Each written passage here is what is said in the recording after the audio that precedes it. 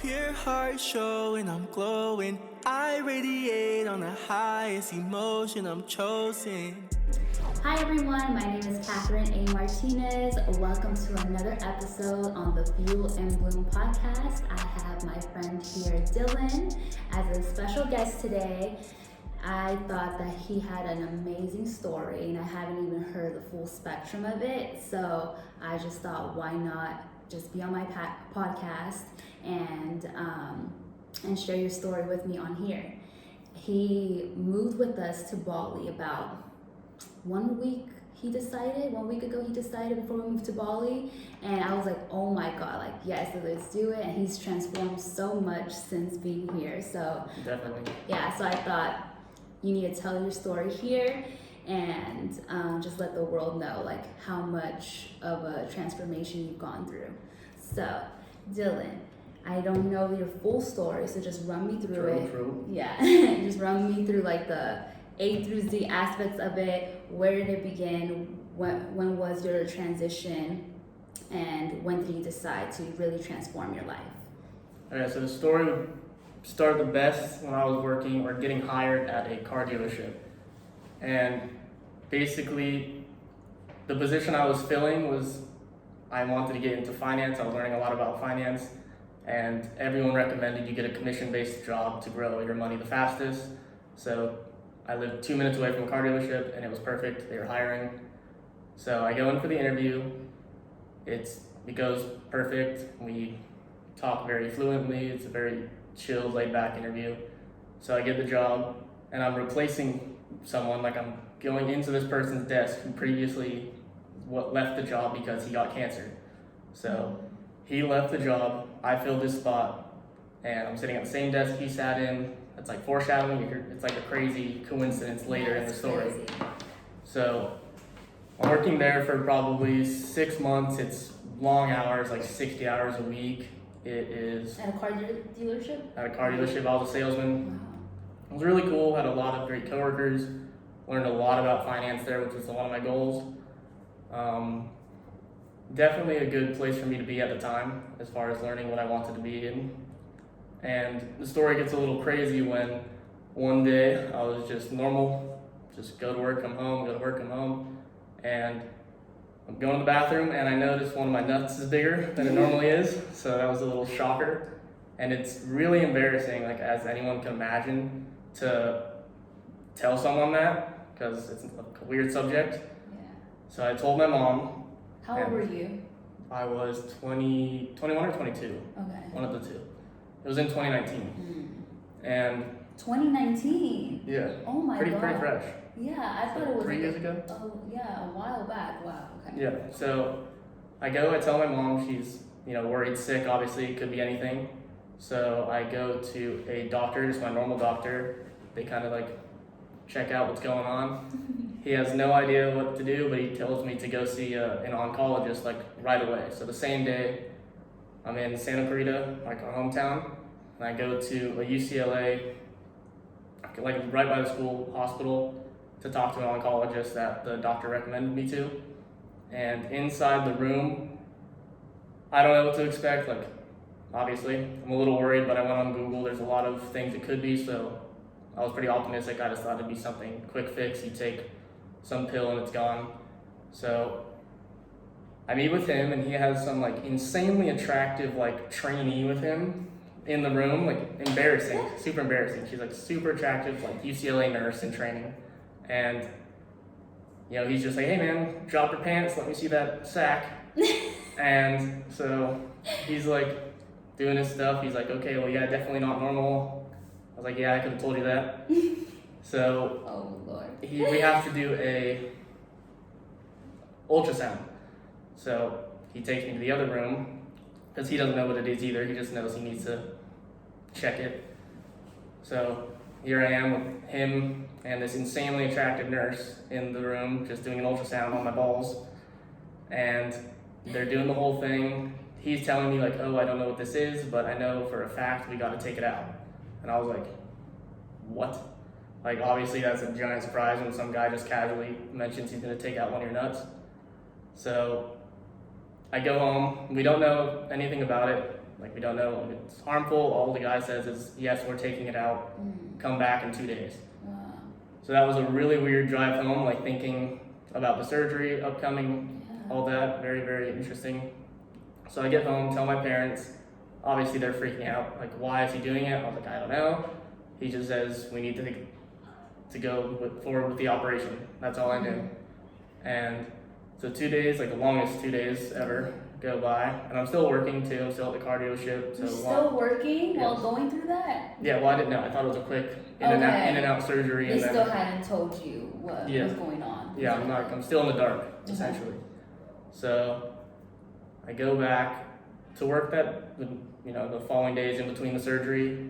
Everything's normal. I'm kind of like thinking of all the possibilities that could be going on. You know, your mind's racing a million different places. And so the day of the surgery, I go in, and obviously my parents are there. It's a quick procedure. I get put down, so that was kind of cool. But before the surgery, they asked me if I want like a prosthetic nut, essentially. So I was like, yeah, sure, for the aesthetics of my genitals. So a lady came, like a nurse, with like a tray of just different silicone balls, like different sizes. So I was literally just in this hospital, just like picking my artificial nut. Like, it was insane. That is crazy. Yeah. What? It was weird, like super weird. And I'm going through the story super fast, but like there's a lot of side tracks we could go down. Yeah. I'm gonna try and stay on track. So obviously I'm like, feeling mine, feeling the balls, kind of getting the right, I want to make sure they're about the same size. And so it was kind of weird. I picked my nut, and then I go with the surgery, wake up. I have a few days off work, obviously, to recover, because I told him I was going to surgery. I just told him it was nothing serious, just a quick procedure, and then I'll come back. So go through it, have a couple days off, figure I can go back to work. I go, just normal day. It's obviously getting used to how I feel now, so walking with kind of a limp. And I am sitting at my desk, and I get a phone call from like my oncologist, and he's like, "Hey Dylan, it was sunset, like closing basically, like 5 or 6 at night." And he's like, "Hey, can you go somewhere private? I just want to talk to you about what we've learned." And I was like, "Sure." And so I go outside in the car where all the cars park, where no one's like looking at them. And he's like, "I just want to let you know, like the results came back, and the tumor, I guess they called it, was cancerous." And so he gave me a few options on what I do next, as far as like other surgeries I could do, where they would like cut open my stomach and take out my lymph nodes, or I could do chemo, or both to be super safe. And I just said, let's just do chemo. I don't want like a scar. Yeah.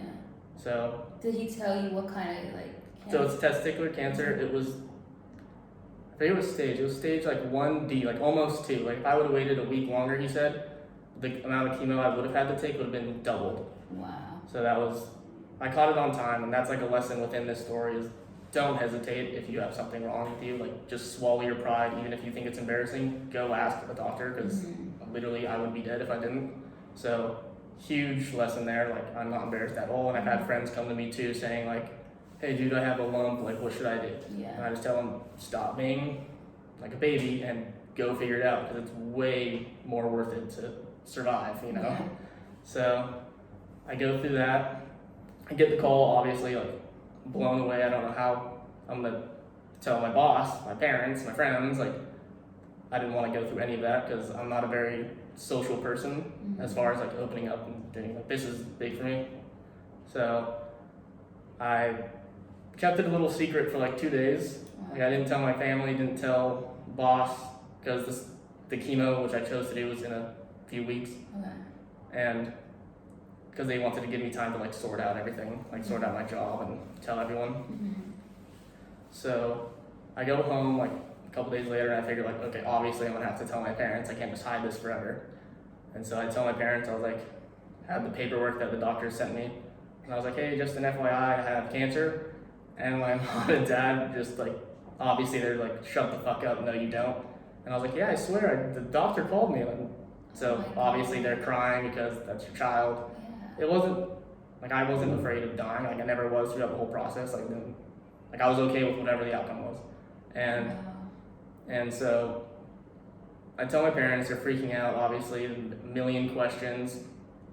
they're like, what are you gonna do? I was like, well, obviously I'm getting chemo, so we're gonna start that. I told a girl I was like seeing at the time too, and she basically just left. She told me like, I can't deal with this. I want to focus on myself. So it was like going through like a breakup of like a 1.5 year relationship, just down the drain because I got cancer. So I had to like juggle between like, do I feel sad about the breakup or cancer, which it was kind of nice because I got to choose what to feel sad about. Like if I started feeling too sad about one thing, I would be like, okay, let's just feel a little different and start thinking about the other one.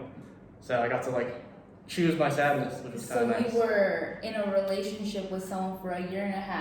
Yes. And then as soon as you told them that, they were basically like, I have to focus on myself. And I was like, okay, that makes sense. Like, yeah. Okay. So, yeah. So that was the end of the relationship there, and then you had to go and be on your journey. That was the end of the relationship for sure. I had other things occupying my mind, but obviously it still hurt like, one thing on top of the other. Like, Jesus. That's just like, Yeah, your just, life, like just essentially Lots, just coming yeah, out. a lot of change in the next couple of weeks in this story. So I have to tell my boss now. Yeah. And so I go to work, work the whole shift and wait till closing to tell him. And I love like all my coworkers there. The boss was amazing. They're all really nice people, and I actually enjoyed the people there. I didn't necessarily enjoy the job. I knew I didn't want a 9 to 5 and working bell to bells every single day because I'm just not that type of person. But I did learn a lot, so I'm grateful for the people there. And so, end of the day, we're putting the chain to lock all the cars, make sure they're safe. I was like, hey Brian, can I talk to you? And then he's like, yeah, sure, what's up, buddy? And he's super cool, like a father figure kind of sense. And I was like, I need to quit because I have cancer. And he was just like, what do you mean? Like everyone you tell is just gonna have the same reaction, like shock. And he's like, how? Like, when did this happen? Why didn't you tell anyone? When did you find out? What type? Obviously, is it serious? And so we just have a giant conversation like that. It turns out they're very, very supportive. They said, look, your job is here. Regardless, you don't have to worry about it. Take as much time as you need. When you're ready, you can come back. And they would always call me throughout the chemo process as well, like sending me videos, like, hey, we miss you, sending me stuff, like food or something. Like very, very supportive, like family kind of feel. But yeah, I got cancer sitting at the same guy's desk who also left because he had cancer. So like that desk has to be cursed or something because 2 people sitting at this desk literally left this job for cancer. But the guy before me had brain cancer. So I haven't seen him in a long time. I got to talk to him. But while I was working there, he would come visit. He had a massive scar and stuff. But okay, he survived. I don't know where he is now, but not a lot of people live through brain cancer. Yeah. But yeah, so hopefully he's doing cool. I know someone gave him like a boat who worked there, like our finance guy gave him a boat, his boat, like just telling him, go live your life. Here's my boat. I never use that. I'm working here all the time. So that just tells you how close this like job was. All the people were super like amazing to each other and wanted the best for them. So I ended up leaving the job, obviously going to chemo. And a few days before this whole thing, all I'm thinking about in my head is cancer, like 24/7, how can you not? And thinking of the breakup, and like my head is always, it's hard to sleep because your mind is literally cannot rest. Yeah. So I just wanted a distraction. I told my friend Joe, I was like, look, let's just do something fun, get my mind off it before I go off on this little venture. And he's like, okay, how about we go to a hockey game? Because he loves the Ducks. And I was like, sure, that sounds awesome. Like, he bought the tickets, let's go. He drove me there. Last thing in the world I wanted to hear was any type of cancer. He knew that. I don't want to hear, I don't want to talk about it. I don't want anything to come up based on the subject, anything.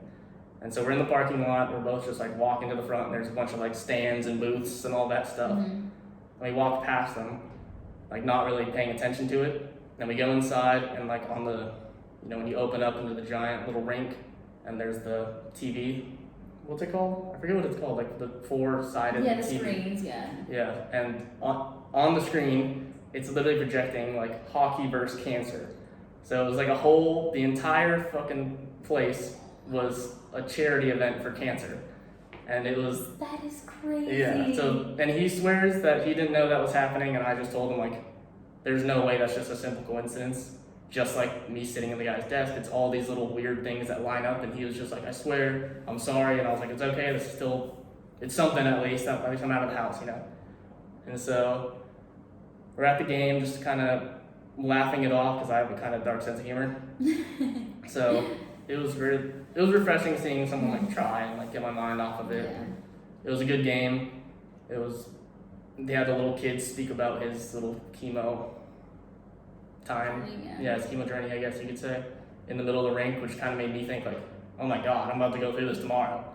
So it was. How are you feeling? Like, I know there's like all sorts of emotions, but like. Yeah, lots of emotions, lots of, I don't know what's about to happen. Obviously you research, but like I looked at all the symptoms, what could happen, how to avoid it, obviously what I'm gonna go through as far as my appetite, losing weight, obviously the big one, losing your hair. But I'm pretty thankful I'm a guy, so if a guy loses his hair, it's a lot less serious than a girl losing their hair. It's probably harder on them mentally because you have to keep up an image, but I wasn't too worried about the hair loss thing.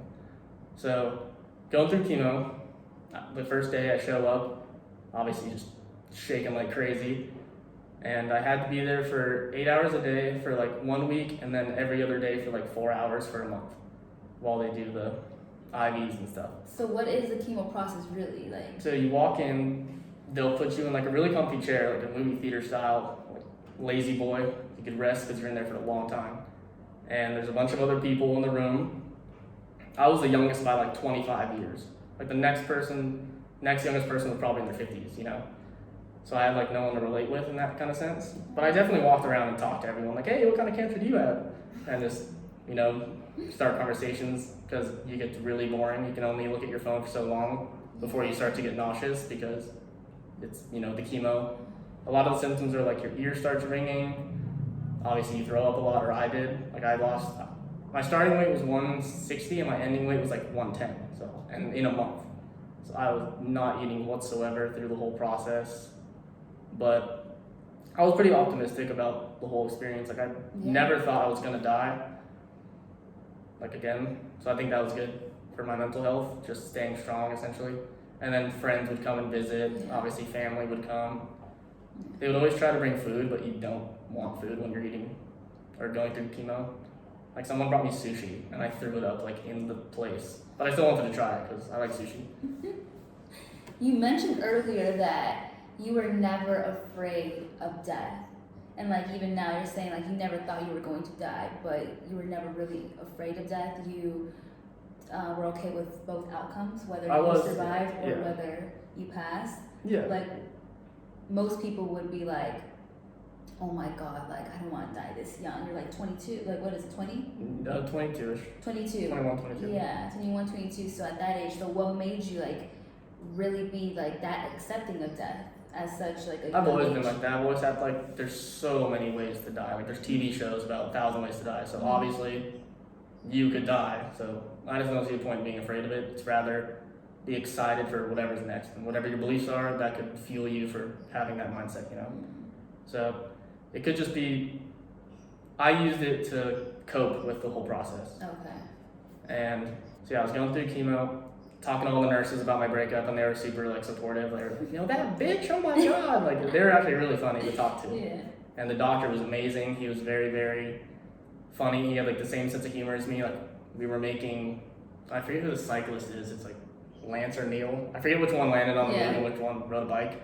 But he was like, you should pick up cycling now because you have one less nut. And I was like, yeah, true. Like now it's like a weight fucking factor. I'm shedding weight. Wait, to tell ride me about, bikes. do you still have the prosthetic? Well, yeah. Yeah, okay. I can't just mix and match. Wow. Okay, that's so Every girl I've been with though has not been able to tell, but I normally tell them after. I'll be like, hey, did you notice anything about my balls? And they'll be like, what kind of question is that? And I'll be like, one that, one's fake. But yeah, no one can That's tell. interesting. Okay. Yeah, I showed my roommate one time, like it was a girl. I was like, hey, can I show you my balls? And she's like, why? I was like, just tell me what you think. She's like, no. And then I said, well, hear me out first. And yeah, I went down a whole rabbit hole and I showed her and she's like, no, I can't tell. So that's how, they did a good job. Yeah, I picked the right one. So yeah, very cool. So did you take on cycling? I did not take on cycling. but I started working out more and obviously caring about my health. Throughout the whole chemo process, the losing your hair sucks, but you get over it kind of fast. It's just your head gets cold. Like, I've never had a cold head when I slept, but I'd literally have to sleep with a beanie on or a jacket and like pull it tight because my head got so cold I'd get a headache. So that was the only like weird part about that. A lot of symptoms for cancer, chemo, are just terrible. Like, I was like peeing blood, like everything hurt because you have to like give you shots in your stomach to grow white blood cells, and every single bone starts making white blood cells. So it hurt. They're so sore. Like, you can't even like stand up without feeling like someone dead legged you or dead armed you. It's really gnarly in that sense. Obviously, everything about you looks like you're dying because you are. They're literally just killing you to kill the cancer. So your skin gets terrible. You get super pale. I can't really go outside because you get sunburnt so easily because you're just so death. Like, you're on your deathbed essentially for as long as this chemo is lasting. I was throwing up like at all times. The food I would choose to eat was strictly based on how I thought it would taste when I threw up. So I would only drink Gatorade because throwing up Gatorade was not as bad as throwing up water. All the foods I would eat were basically smoothies because I couldn't chew. I had zero appetite.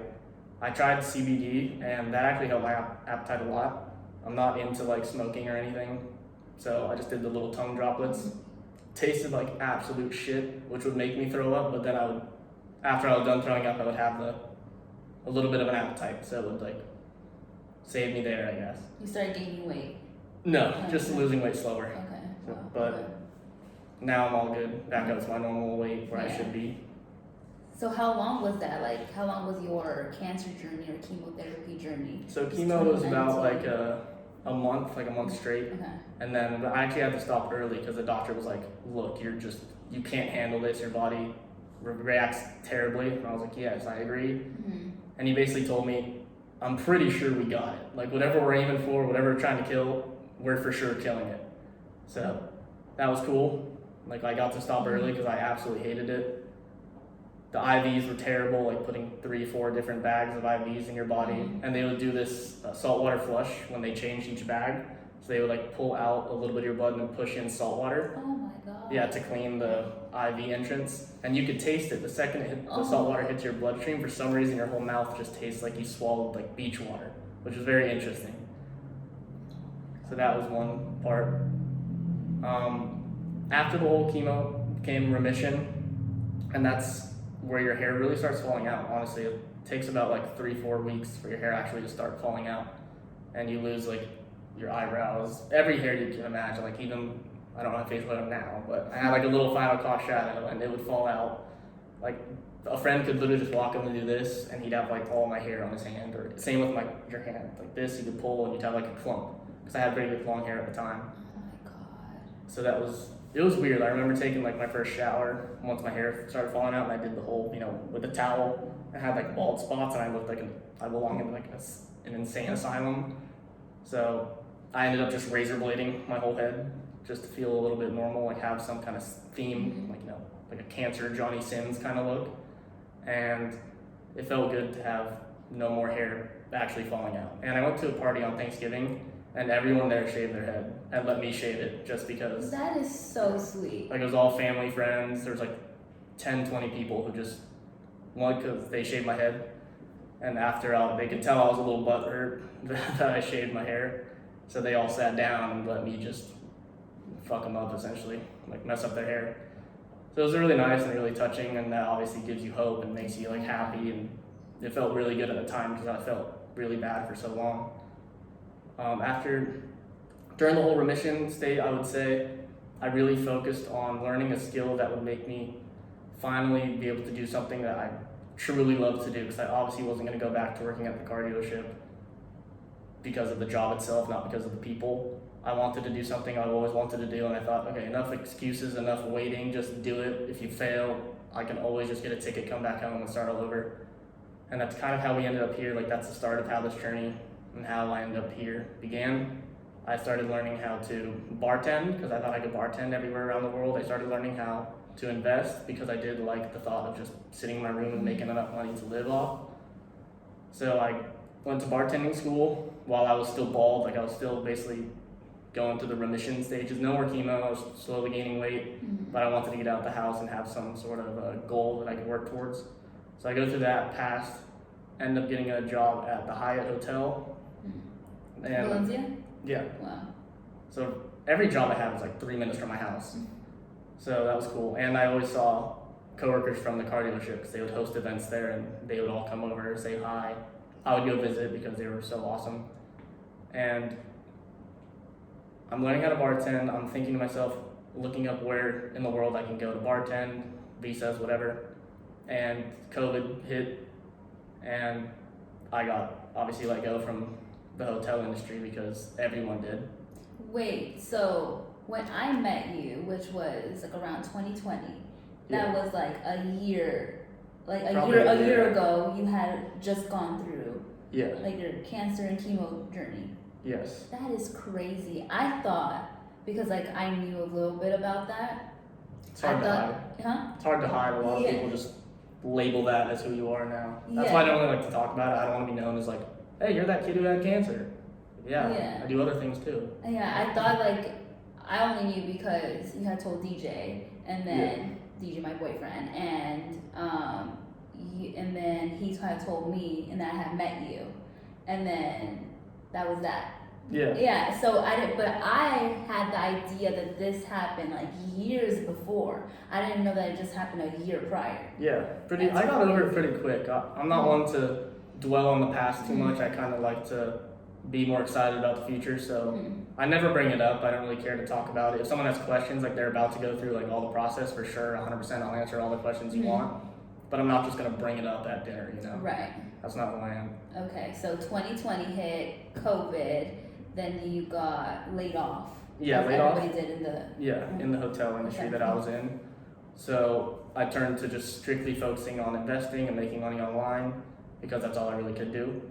And I got like fairly decent at that. And then I was able to kind of tell my parents like, look, I want to start thinking of places to travel. And they come from a travel background too. My mom's from Canada, my dad's from England, and they met in the US when they were like 17. So That's cute. they love to just get out of the hometown feel, and that's what I needed at that point in my life. Is I needed completely new scenery. I want to just learn everything new. I don't want nothing related to my old lifestyle. So I sold my car, started flipping cars, like because I knew the car salesman business. So I thought I'll just do it myself. Go online, find a good deal, buy a truck, sell it for profit a couple days or a week later.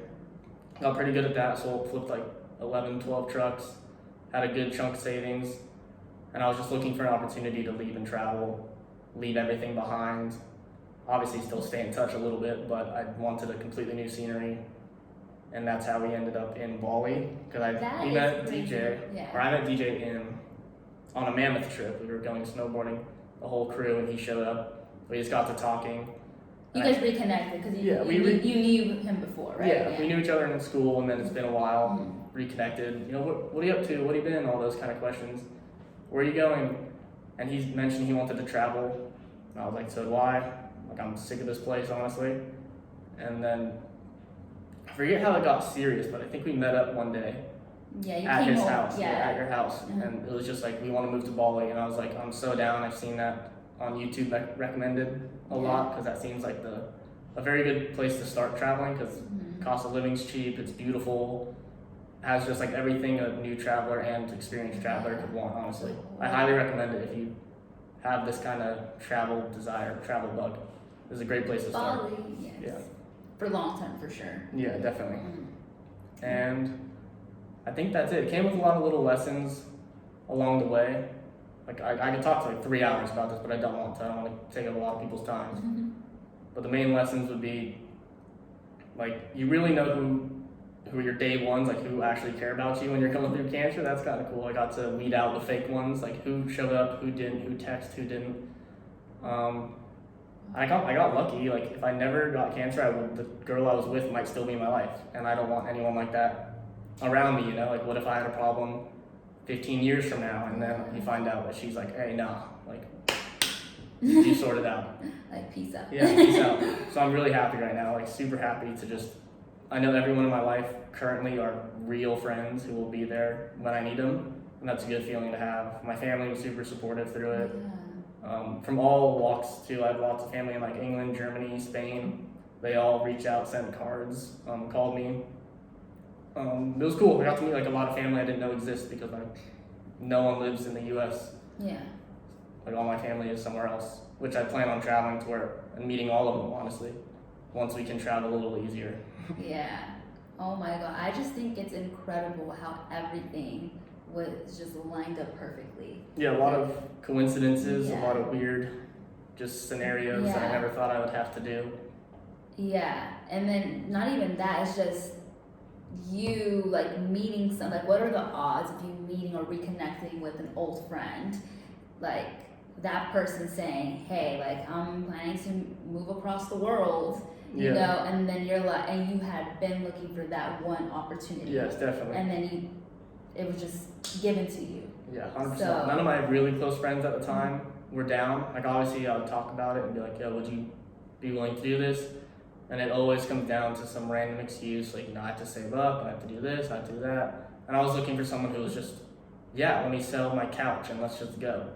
So, Yeah. and it worked out perfect. It came at a better time. We got here as soon as we could when we had the conversation with the borders being closed. The Yeah. second they opened up, we swooped tickets and visas and came right over here. Yeah, that was a journey in itself. Yeah, Like, it was really, we had sold stressful. everything too. Yeah. We didn't know when the visa was gonna come. yeah. We were like DJ and I were moving out. Like Yeah, you had to leave at a certain point. it's yeah, and then we didn't have anything yet, no visa, nothing. We were just like literally, you know what, we're just gonna surrender and let it all flow together. Then 3 days later we got our visas and we're like we wanna take no chances of the Yeah. borders closing We're leaving again. now. Yeah, essentially. we left like I think like 2 days later. Yeah, it was actually. really, really fast. Yeah. So we had to pull the trigger because it was so open, closed, open, closed. Yeah. It was cool. I'm glad to be here. So much things I've learned just from being here as far as having a completely new environment, not really Mhm. knowing anybody here. Obviously, I know DJ and Kathy, but they do their own thing, obviously. You guys are a Mhm. couple. So I've had a lot of like alone time, a lot of different communities I've joined, whether it be like surfing, gym, just meeting people who are also making money online and just getting to know what they do, seeing if I'd be interested in getting into that industry as well. Building a lot of connections, having a lot of just genuine conversations, because everyone's somewhat like-minded here and everyone has the same, it took something for them to just pull the trigger and come out here. It took some sort of life-changing experience for them to finally do what they've always been talking about. So it's cool. And everyone's really nice. You don't really meet too many mean people traveling like you do probably in your hometown. Absolutely. So, damn near a year of a whole new environment, a whole new Dylan.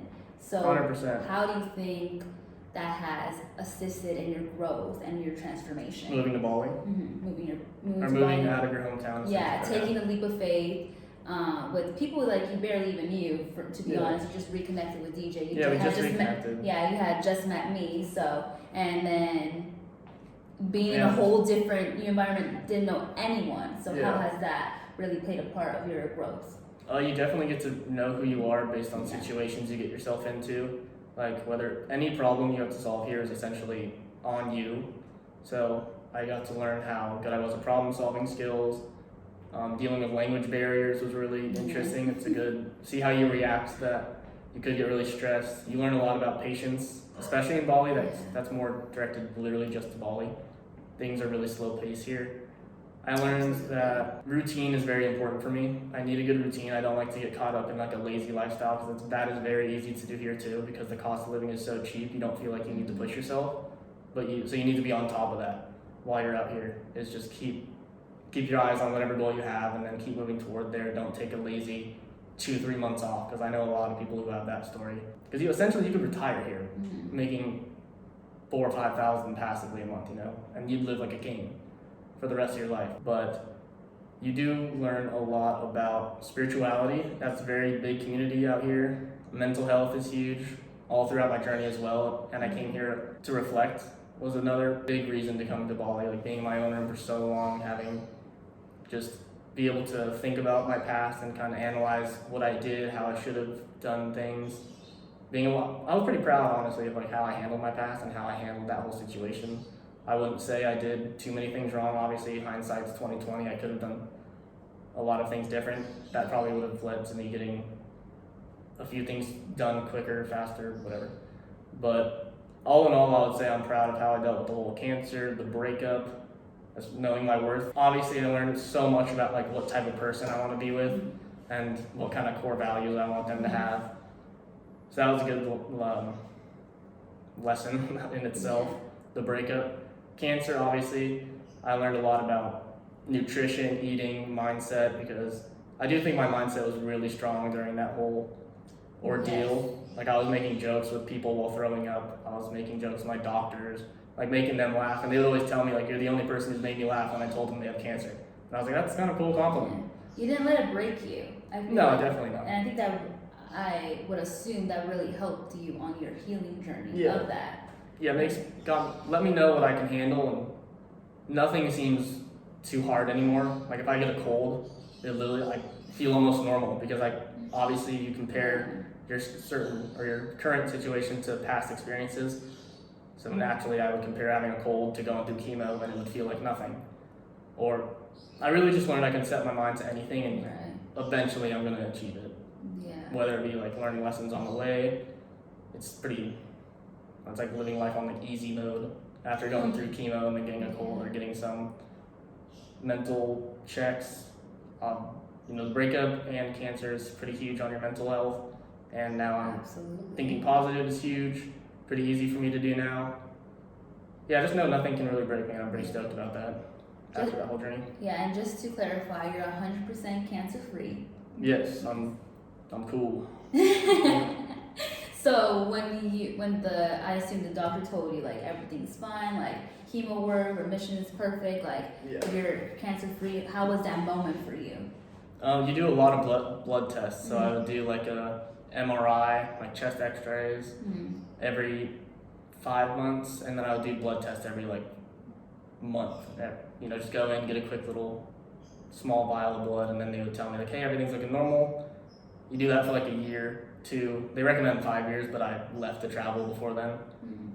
And so when I go back, I'll definitely keep checking. But as far as feeling goes, because I feel like I would be able to identify the same feelings coming up, and obviously any check myself lumps or whatever, I'll be able to be more proactive on how I deal with it. So everything seems perfect. Like I feel great physically, mentally, all that. So, and when he told me, he didn't really tell me. It's more just like, hey, you still don't have cancer. Hey, you still don't have cancer, because it's always a blood test. But I started feeling good. Like I felt like I was going up the right path, like onto being healthier, no longer going down into another day. Oh, now my hair's falling out. What's next? Oh, I can't walk because I'm so sore, or I'm bedridden. I can't eat my favorite foods. Like that all sucked, but I knew there was a light at the tunnel, and I knew if I could go through this, nothing will be really that challenging if I keep the same mindset at least. Were you ever afraid that it will come back up again? That's definitely a thought. I have that probably once or twice every 6 months or something. Because you hear some story online or because cancer's everywhere, honestly. So you'll hear it and then you'll think to yourself like, whoa, hope I don't get that again. But I'm pretty confident I won't get it based on how I live. And if I do, I'll deal with it like I did. It's not a daily thought though. Like you're like, wow, like There's I'm other confident. things, like there's better things like goals that are filling out my thought processes, and experiences with friends, and looking forward to looking forward to life that fill my brain more than I hope I don't get cancer.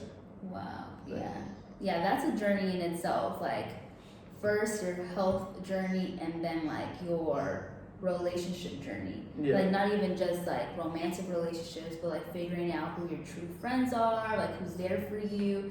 Do you think that that situation really impacted how like you view relationships now, romantic and friendships? Oh yeah. If I could honestly give anyone a piece of advice, like get cancer, and you will learn so much about the people around you. You'll learn, like I said, who's with you, who's against you, who just is all talk, whatever it may be. You learn so much about the type of friends you want in your life, the type of people you want to be surrounded by, what they value more than you. Like, there were some people who I thought would come in, like obviously the girl. I thought she would visit me when I was going through chemo. Even if it's just going through a breakup, maybe she's not that far away. She could come in and make sure I'm not dead. But no, so it obviously makes you think a lot about the people you want, and who I thought I wanted was completely different than who I want now, you know? It's almost night and day difference after going through that whole learning process. Did you ever speak to her again after? That's a whole long story. She ended up like, when I was better and like started going to the gym, gaining weight, like looking a lot better than a skeleton, she came back, showed my door with like a note, flowers, crying, and my mom was like, hey, blah, blah, blah, I was at the door. I don't want to like name drop or anything. I was like, just tell her to fuck off, and when she just like she like brought me the flowers and the card, never opened the card, I just threw it in the trash, never, like the flowers, obviously, my mom liked them, so she put them in a little vase. But yeah, I just didn't want anything to do with her. My mom convinced me to have like dinner with her one time, just like, she wanted me to talk about my feelings and let her know that was bad.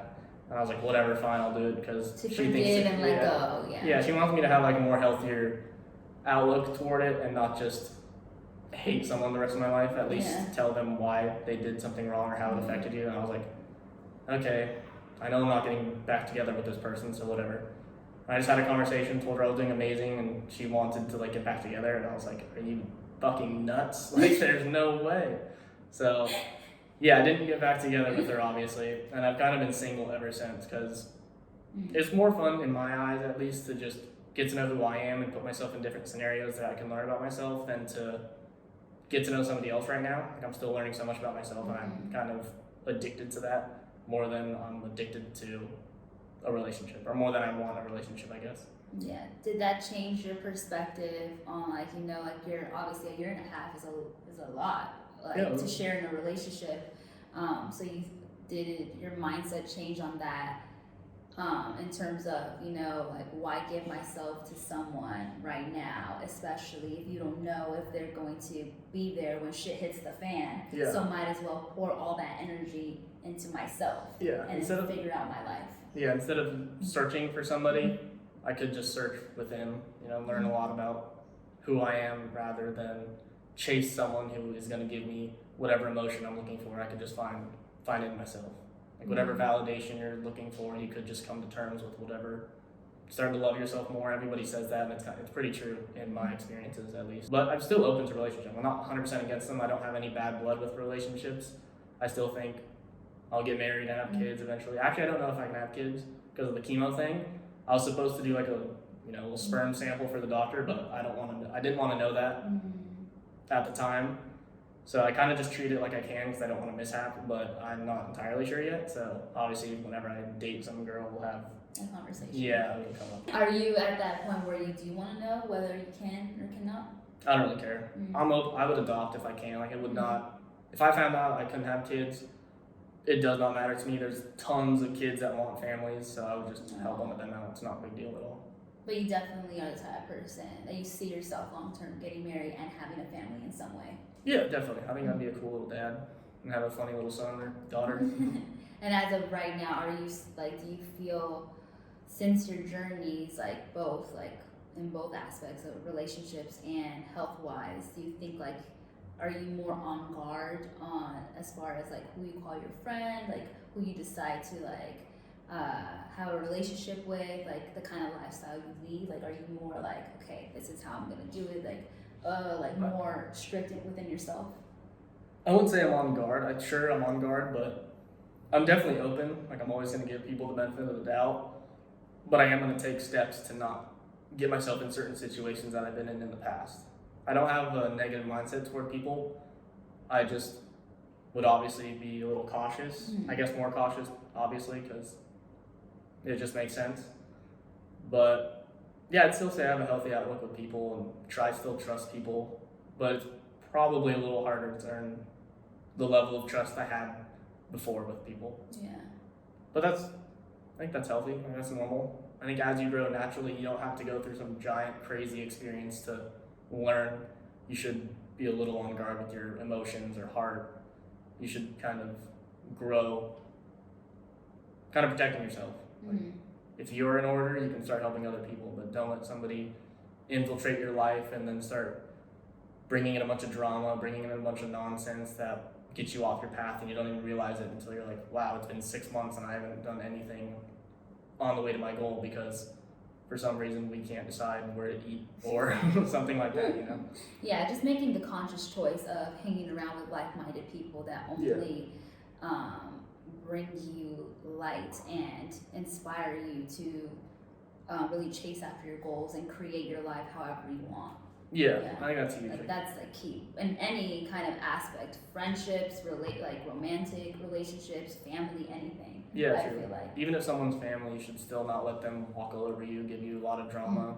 Definitely look for people that have a lot of excuses, or if you tell them your goals or dreams and they kind of write it off as, are you sure you want to do that? Or do you have a plan B? All those types of people, like, maybe they're trying to look out for you, but just be careful on maybe their intentions are they don't want you to do it because then they'll feel bad about themselves, or they don't believe in you. Kind of surround yourself by people that actually want to see you succeed, and you'll be a lot happier, and you'll probably make them happy because you guys have the same mindset. Yeah. So what would you say to someone who is or has gone through a similar journey as you, whether it be a cancer journey or just like a huge Like paradigm shift. Yeah, paradigm shift, life transformative event, and they've gone through, like, they've had like friends leave them, you know, maybe their partner at the time, they're just like, peace. Like, how would you tell them to cope with that? Like you did, like you've gone through it, you healed through it. Just find people. There's so many communities out there that will help you and talk, and there's probably thousands of people going through something similar. If you guys can just find each other and just talk and help, you might make an amazing new friend who knows exactly what it's like to be in your shoes at that moment. So I would really say, find one person. Don't rely on yourself too much because you can get pretty lonely. Try and have at least one person and kind of give them all your energy if they're able to help you cope with whatever it is you're going through. Just kind of find your one rock, or you need to be your own rock.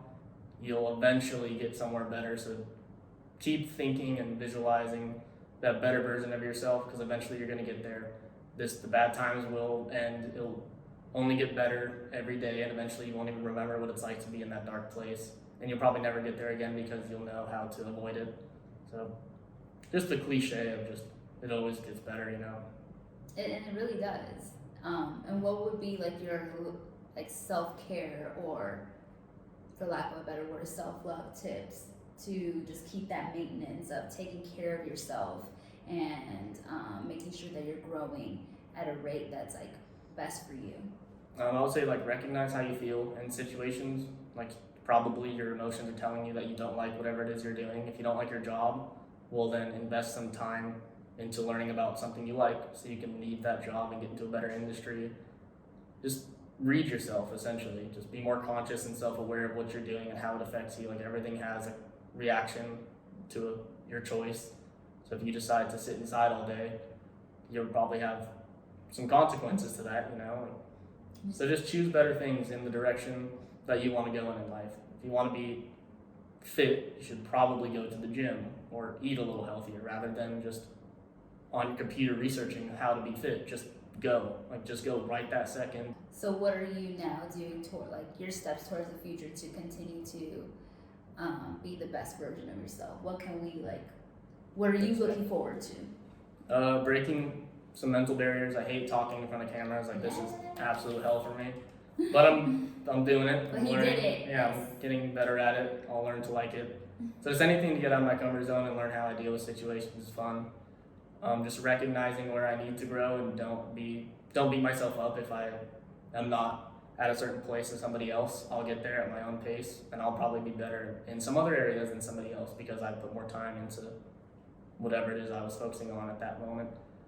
I would say try to keep a good abundance in every aspect of your life. Like, make sure your physical health is in check, your mental health, your spiritual health. Kind of get to where you find out how much you spend every month and try to make 3-4 times that, whatever means, in an industry that you like. Just try and keep every aspect of your life in order, and don't neglect one while trying to chase another. Like, don't chase money your entire life and then get into spirituality when you're 60. Like, we see a lot out here. There's a few people out here that have a lot of money, but they're just completely depressed and have no idea where to start, on their journey. I would say enjoy the process of whatever you're doing, because that will help you a lot in choosing a career or mindset, anything like that. Wow, that's amazing. And you're 25, right? Yeah, 25. So in 5 years, by 30, what's like a couple milestones that you want to hit that you're excited for? No expectations. These are kind of just, it would be cool if I had these. It'd be cool to have like a villa. It'd be cool to start or have my own business that I am passionate about more than I can see myself doing well in it. I want something more passion fulfilled, not finance related. I would want to get my parents in a better place is huge. Have friends like day ones in a better place, like whatever they want to achieve, like help them. Keep doing what I'm doing and just get better at it would be awesome. It would be cool. Build a villa here, have like a few bases around the world that I can just travel to. Not have a 9 to 5 would be a big one. I don't want a boss anymore. Yes. I like having my freedom. I would say just keep doing what I'm doing, staying healthy and just getting better at everything I'm currently doing in that time. And That'd be getting, cool. just being in flow with life. Yeah, Yeah. just keep learning, keep on the same path. Like don't get distracted, don't get put off, don't get discouraged. Just keep my head up. Get better relationships with my family, because it's harder to see them living on the other side of the world. So maybe call them a little more, have them here, maybe have a place for them to stay, friends to stay. Make good business connections, and just no excuses really. Just learn a lot about myself, enjoy living, be happy, at peace, all that kind of nonsense. Oh, amazing. Yes. And I know Dylan's very humble, but he is thinking about starting a few like passion projects. Yes. So I'll plug that all below if he decides to go through with it, and that way you can keep up with him and his ventures. He has a lot of great stuff and great ideas coming into fruition. So I'm so grateful that you got to share your story, and I'm so thankful that you were even open enough to share that. Sometimes that could be like very hard, or it could be like very like vulnerable to just, like, kind of relive that in your mind, like what you went through like at that time, especially since it's so fresh. I thought it was a couple years ago, so I was like, okay, cool, like he's living out this. It's not too bad. Like I'm not. Yeah, but 2019 though, that's like, and then plus the pandemic, and then everything else. There's a lot going on. The world's definitely changing in the last couple of years. Yeah. In all aspects. Yeah. But either way, it was fun, and this was easy. Yeah. I thought it'd be a lot harder, but it came pretty naturally. And it always gets like easier as like you get more opportunities. Yeah, I agree. But your story is amazing. I'm inspired, and I'm like grateful that like you were able to take like this huge leap of faith and actually get like all your desires. Yeah, like, definitely. all in one, and then now you have a hub for spiritual wellness, health and wellness, and like business. Yeah, very, very true. So many different connections. So very excited. Very grateful. Thank you. Yes. This was fun. Yay. So thank you so much. Until next time, keep blooming